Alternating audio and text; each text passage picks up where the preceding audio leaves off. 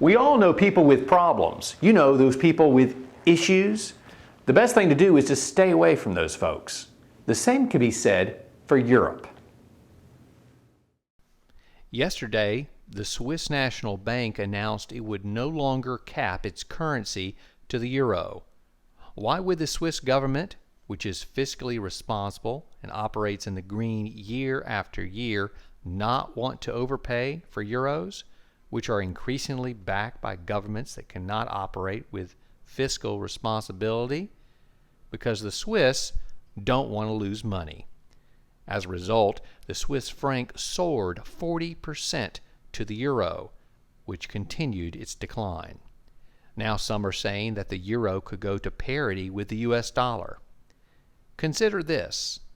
In 2013, the Eurozone collectively had a gross domestic product, or GDP, worth $12.8 trillion, compared to the U.S. $16.8 trillion economy. Eurozone debt since 2012 has gone from 85.8% to 94% of its GDP, while the growth rate across the Eurozone was just a mere 0.2%. Consequently, the European Central Bank recently announced it is on the verge of doing the same quantitative easing, i.e. printing currency, that the Federal Reserve did in our country to jumpstart its sluggish economy.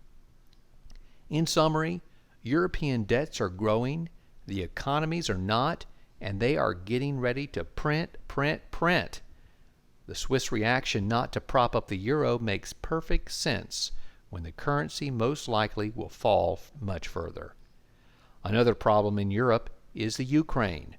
The country needs foreign money to keep it afloat, yet unless the tax code is changed, the country will never be able to repay its debts.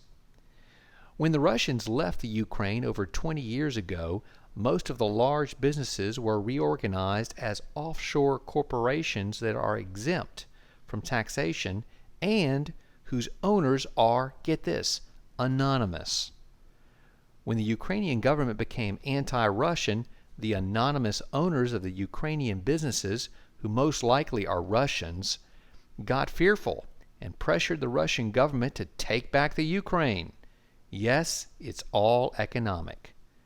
Powerful people don't want to lose their businesses or tax exemptions. At some point, the West will walk away from the Ukraine and let Russia have it. Would you want to go to war over this? I wouldn't. What we have in Europe are problems, at least going into 2015. These conditions could put more deflationary pressures in the United States. If you have questions about your portfolio, give us a call at Armada Advisors, where we are charting a better course.